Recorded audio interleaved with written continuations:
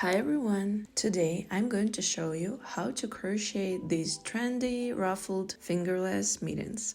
They are very quick and easy to make. It takes about 2 or 3 hours and even a beginner can handle this project. You'll need some warm yarn. This is the yarn I'm using. I'm also adding 2 strands of darker mohair to create a melange effect and add extra fluffiness. But if you like the color of your yarn and it's already fluffy enough, adding mohair is totally optional. For the ruffles, I'll use a yarn in a different color, slightly thinner, so the ruffles look more delicate. I'm using mohair held in 3 strands in a milky color. You'll also need a crochet hook. I'm using a 5mm hook and a smaller hook for the ruffles. Mine is 4.5, scissors, 1 stitch marker, a yarn needle with a large eye to weave in the ends at the end, and a measuring tape so you can easily check the size as we go. Make a slip knot.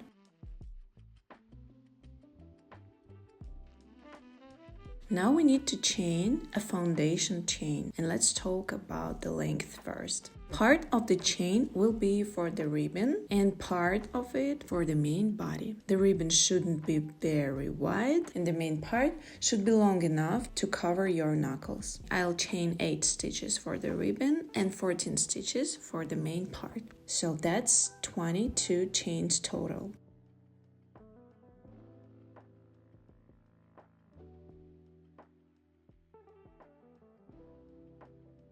This is how it looks. Now we'll work the first row. We'll start from the ribbon side, then move on to the main body, working in rows. The ribbon will be made using yarn over slip stitches, and the main body will be worked in half double crochets. 8 stitches for the ribbon and 14 stitches for the main part. Chain 1 to turn, yarn over, and insert your hook into the second chain from the hook.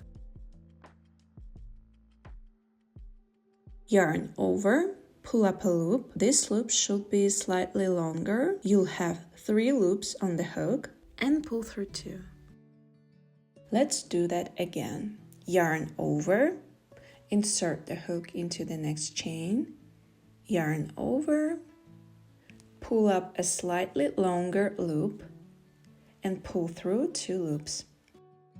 Continue like this until you have 8 yarn over slip stitches.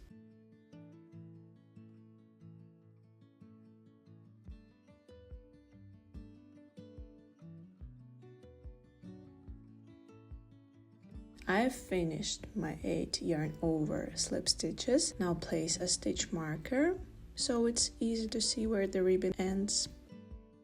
Now we'll crochet the main body using half double crochets. Yarn over, insert your hook into the next stitch, pull up a loop, this time a regular sized loop, yarn over again, and pull through all 3 loops on the hook. Again, yarn over, insert the hook, pull up a loop, yarn over, pull through all 3 loops. Continue like this until the end of the row.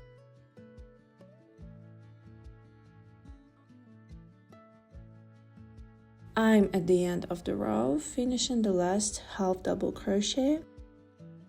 The first row is done. Now let's quickly count our stitches. Here I should have 14 stitches for the main part. 1, 2, 3, 4, 5, 6, 7, 8, 9, 10, 11, 12, 13, 14. And starting from this stitch, the ribbon begins. 1, 2, 3, 4, 5, 6, 7, 8. Now we chain 2, turn our work, and from now on, all stitches will be worked into the back loop only. Yarn over, count the 3rd chain from the hook, insert your hook into the back loop only, and make a half double crochet.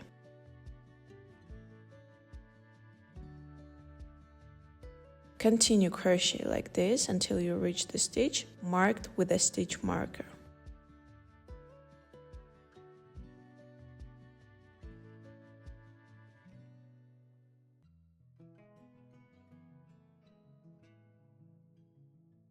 I've reached the stitch with the stitch marker. This is where the ribbon starts. We crochet the ribbon the same way as in the previous row. Yarn over, insert your hook into the back loop only, pull up a loop, make it slightly longer than usual, and pull it through 2 loops on the hook. Place the stitch marker back and continue crocheting yarn over slip stitches until the end of the row.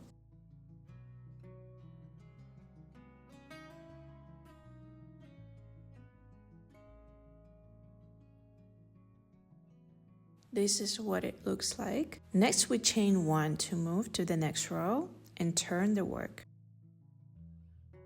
Insert your hook into the second chain from the hook into the back loop only.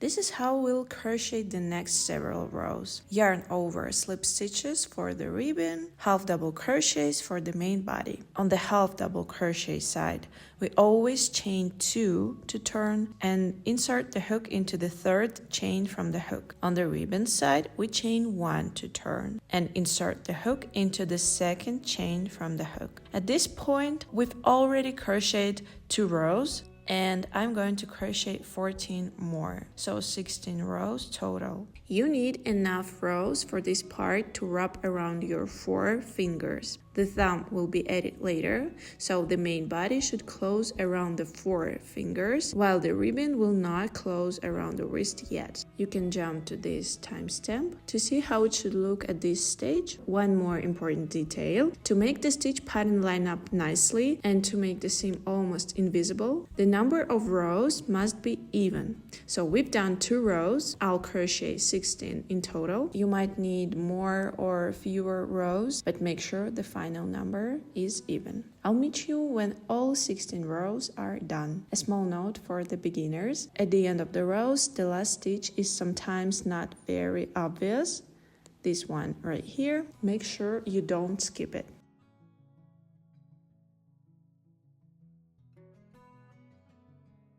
And your edges will stay nice and even. I've crocheted 16 rows. Let's double check. On this side we have the yarn tail, and this is our first row. 1, 2, 3, 4, 5, 6, 7, 8, 9, 10, 11, 12, 13, 14, 15, 16. If you did everything correctly and you have an even number of rows, you should finish on the ribbon side with this kind of braid right here. The length of the main part is about 19 centimeters and the ribbon is about 13. This is how it looks on the hand. This part should close while the ribbon does not close yet. Now we're going to add the thumb and the ribbon will get longer. The most important thing is that it closes here and isn't too loose so the wind doesn't get in. Now let's move on to crocheting the thumb. The thumb is made with a few short rows right here.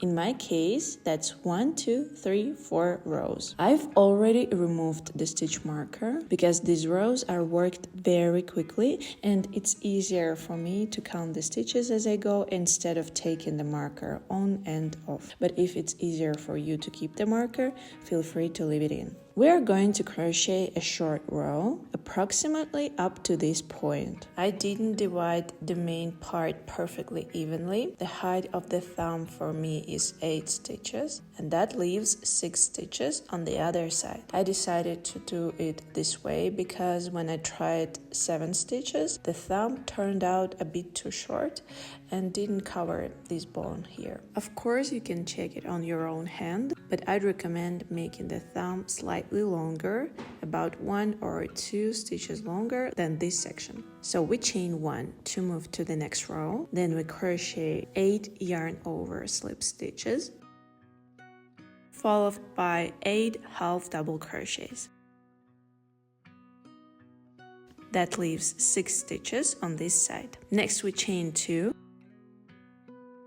turn the work, and continue crocheting in the usual way for as many rows as you need. For me, it will be 4 rows total. You might need more, but it's important that the number is even, so we get a nice clean seam later. I'll meet you when this part is ready. So I've crocheted 4 rows and we finished on this side. The length of the ribbon side is now about 15 or 16 centimeters. Now let's try it on the hand. We can see that the ribbon has closed and turned out nicely snug. The thumb has closed as well, and this part here already closed earlier. Now place the mitten in front of you, the same way I'm doing it. We fold the mitten, and this side should be on the outside. This is important because if we join it from the correct side, the stitch pattern will match almost perfectly. Here we have 1 braid, a 2nd braid, and the 3rd braid. And the same thing will be here as well, 3 braids.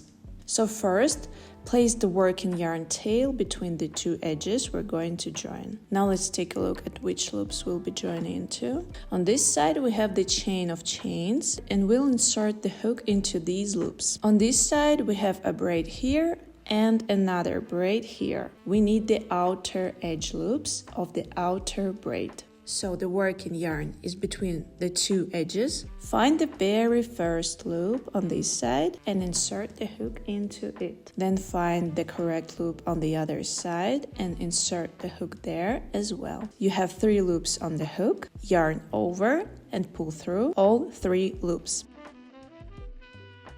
And it's very important not to tighten the stitches on the seam, so it doesn't stand out from these braids here. From certain angles it might look slightly different in height, but overall it will be almost invisible. So try not to pull the stitches too tight so they are the same width as these braids. Insert the hook into the next loop on this side, then into the next loop on the other side.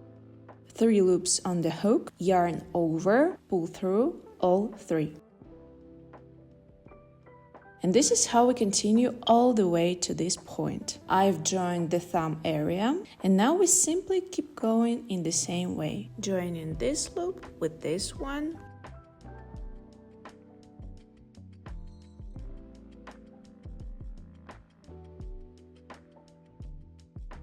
and so on all the way to the end.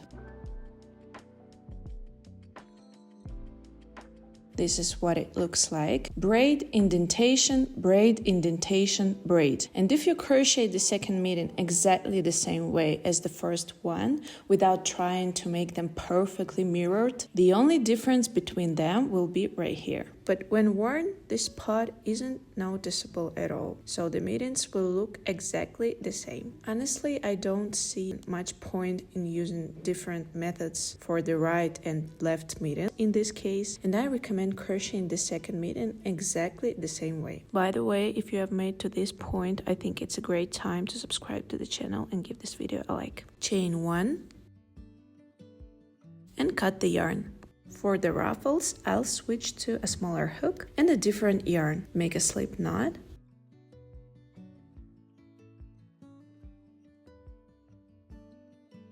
Insert the hook into any stitch along the edge of the mitten and attach the slip knot. Make 1 chain and tighten it. I'll make a couple of knots here. Next, chain 3. This already counts as the first treble crochet. Now make 2 yarn overs, 3 loops on the hook. Technically, we would insert the hook into the same stitch where we made the chains. But in my case, the stitch is quite loose, and to prevent it from stretching too much, I'll also catch the neighboring stitch. Insert the hook, pull up a loop.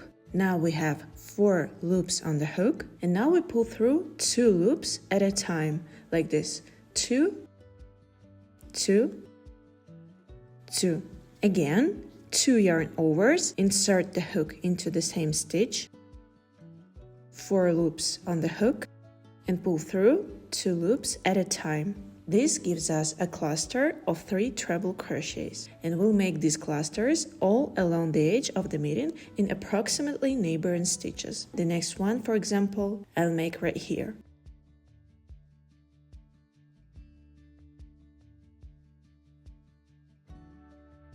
1,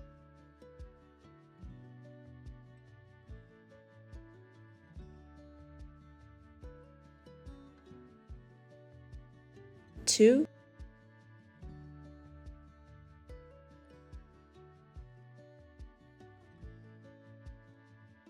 3.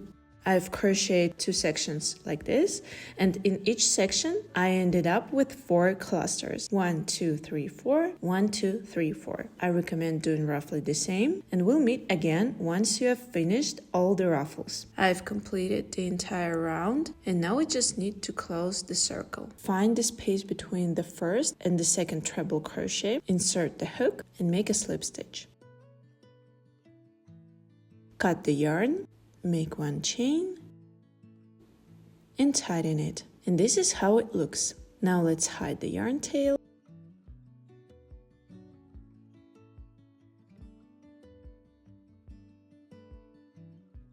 Mitten number 1 is finished, and you crochet the second mitten exactly the same way as the first one, and then add the ruffle row as well. And here's the final result. I'd love to see your mittens. Feel free to send me photos on Instagram. If you have any questions, leave a comment. Thank you for watching, and see you soon.